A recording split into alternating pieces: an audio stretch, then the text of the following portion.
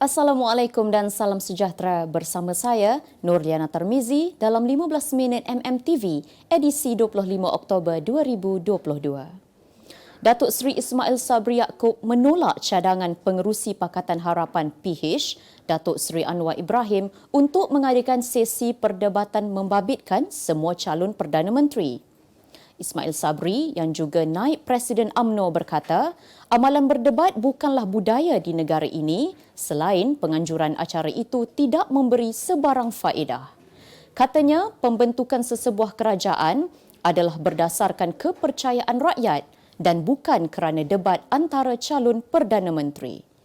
Anwar sebelum ini mencadangkan 3 calon Perdana Menteri yang bertanding dalam PRU15 dipertemukan dalam acara debat untuk dinilai rakyat. Anwar sudah dinamakan Perdana Menteri jika PH berjaya membentuk kerajaan selepas PRU15, manakala Ismail Sabri adalah calon PM Barisan Nasional dan Perikatan Nasional menamakan Tan Sri Muhyiddin Yassin. Yang utamanya bukan budaya kita debat, tak pernah kita buat sebelum ini. Dan dia pun tak mendatangkan apa-apa hasil pun. Kalau kita bagi dia berdebat, dia akan sebut tentang janji dia, manifesto dia. Bulan dan bintang pun dia akan sebut waktu itulah. Jadi tak perlu. Selama ni pun kita tak pernah berdebat. Belum pelaraya dan kita bentuk kajian berdasarkan kepercayaan rakyat kepada kita. Bukan berdasarkan 1 jam debat tersebut, rakyat yakin atau tak yakin kepada kita. Jadi, saya rasa tidak perlu ada nak berdebat di sebenarnya. Kita busy di kawasan kita sekarang, semua orang busy di kawasan masing-masing untuk kempen dan sebagainya. Semua calon UMNO pada PRU15 akan ditapis dan disemak dengan semua agensi berkaitan termasuk Suruhanjaya Pencegahan Rasuah Malaysia SPRM dan Polis Diraja Malaysia PDRM sebelum dipilih untuk bertanding.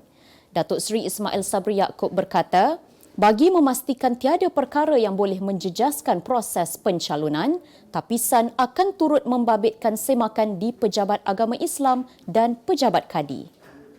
Naib Presiden UMNO itu turut menegaskan semakan ke atas setiap calon untuk PRU15 adalah lebih teliti berbanding pilihan raya sebelum ini.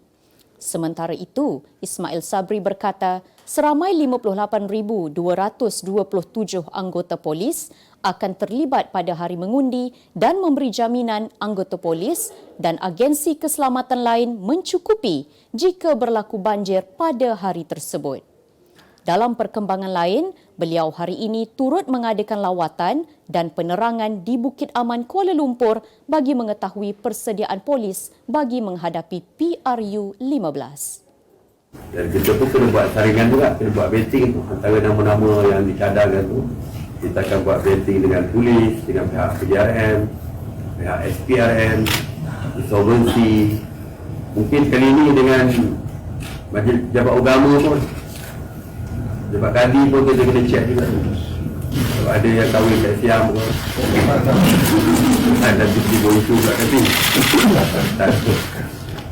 Ada isu nafkah anak tak bayar ke yang kena judgement dalam masuk oleh Mahkamah Syariah ke. Kalau dulu kita tak pernah cek seperti itu. Kali ini mungkin lebih detail. Jabatan Penjara menafikan dakwaan bekas Perdana Menteri Datuk Seri Najib Tun Razak yang kini sedang menjalani hukuman dibenarkan membuat rakaman video ketika dalam kurungan.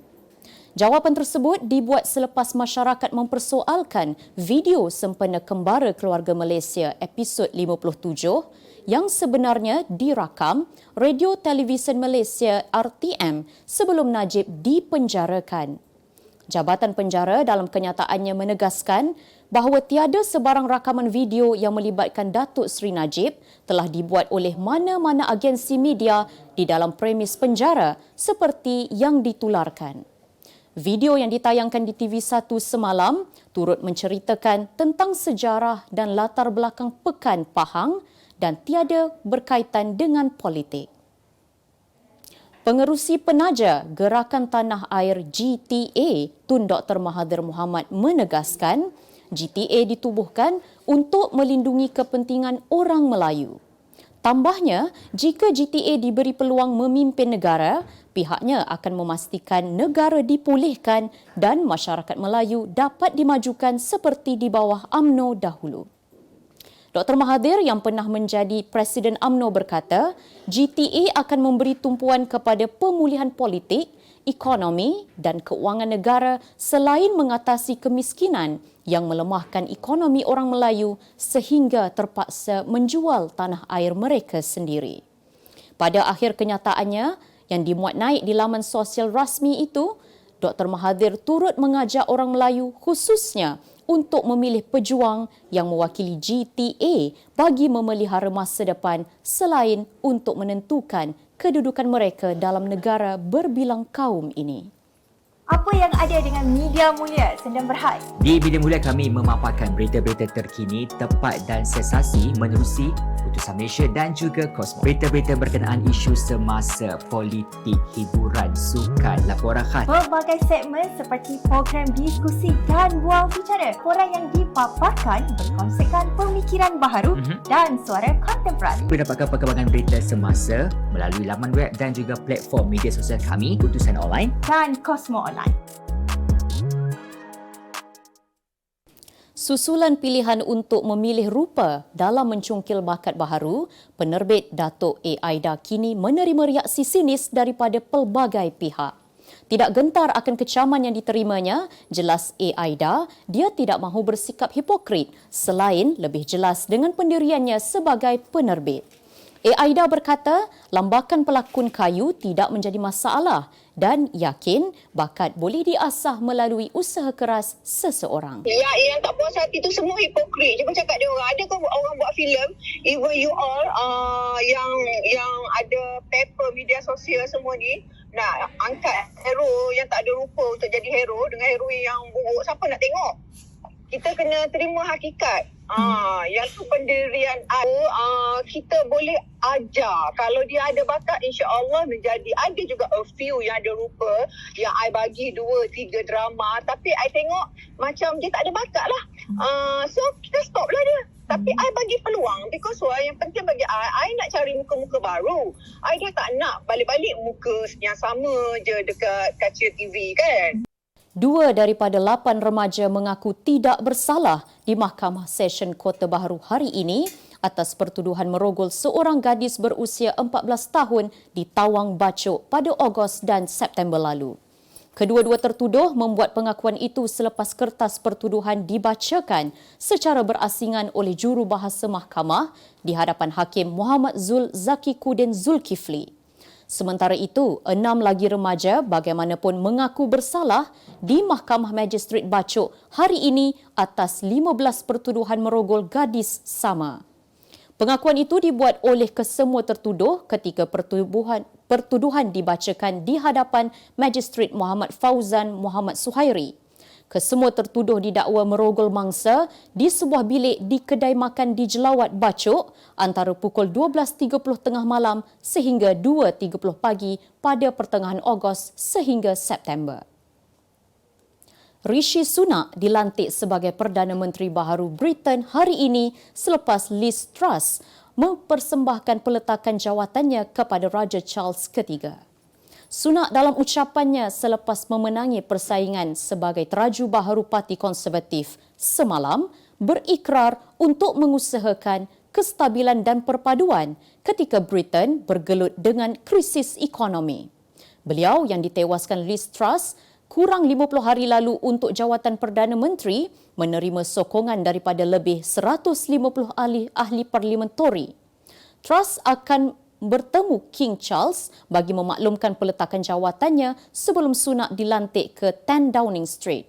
Sunak dan isterinya, Akshata Murthy, memiliki kekayaan terkumpul sebanyak 3.9 bilion ringgit sekaligus meletakkan pasangan itu di tangga ke-22 terkaya di Britain.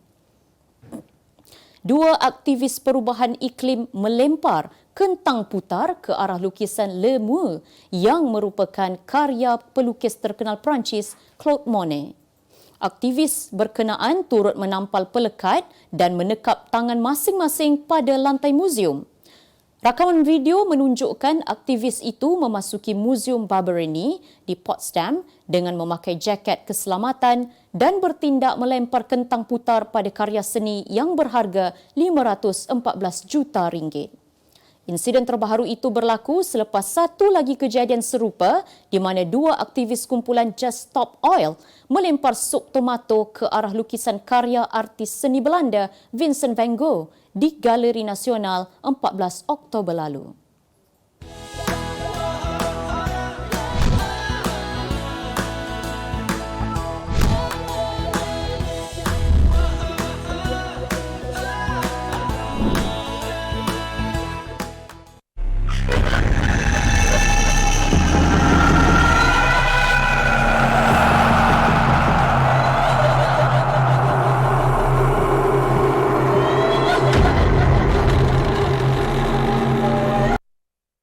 Kadar dasar semalaman OPR yang dijangka dinaikkan sekali lagi pada bulan depan selepas beberapa kenaikan dilakukan Bank Pusat bagi mengekang inflasi, membantu mengukuhkan ringgit dan mengelak pengaliran keluar mata wang asing. Rizab Persekutuan berkemungkinan besar menaikkan lagi kadar faedah di Amerika Syarikat sekaligus memberi tekanan kepada Bank Negara Malaysia untuk mengambil tindakan sama. Penganalisis ekonomi Universiti Kuala Lumpur UniKL Business School, Profesor Madya Dr. Aimi Zulhazmi Abdul Rashid berkata, sekiranya Rizab Persekutuan terus menaikkan faedah pada November dan Disember, ini akan memberikan tekanan kepada BNM untuk merapatkan jurang dengan Bank Pusat berkenaan. MIDF Research dalam nota kajiannya sebelum ini menjangkakan kenaikan OPR sebanyak 25 mata asas lagi pada November berikutan indeks harga pengguna IHP teras yang kukuh dicatatkan pada September. Kenaikan OPR bagaimanapun gagal mengekang kejatuhan ringgit yang berada pada paras terendah dalam 24 tahun berbanding dolar Amerika. Harga sawit dijangka lebih kukuh menjelang musim hujan lebat di negara-negara pengeluar utama yang akan mengehadkan pengeluaran di negara berkenaan. Permintaan sawit bagi kegunaan makanan dan bahan api bio juga bakal menyaksikan peningkatan sekaligus membantu peningkatan harga komoditi itu. Kenaikan harga sawit secara tidak langsung memberi tekanan baharu kepada pengguna yang telah terkesan oleh inflasi berpunca daripada perang Rusia-Ukraine. Namun, prestasi ekspor yang lebih tinggi diikuti tahap pengeluaran yang lebih rendah memberi manfaat kepada pengeluar utama sawit iaitu Indonesia dan Malaysia. Harga sawit meningkat kira-kira 1/5 bulan ini namun masih diniagakan di bawah paras tertinggi yang dicatatkan Mac lalu. Bekas pengendali Arsenal, Unai Emery, dilantik ketua jurulatih baharu Aston Villa bagi menggantikan Steven Gerrard yang dipecat minggu lalu. Pengumuman yang dibuat kelab itu juga turut menggambarkan Emery sebagai jurulatih kelas tinggi berpengalaman yang sudah mengendali lebih 900 perlawanan.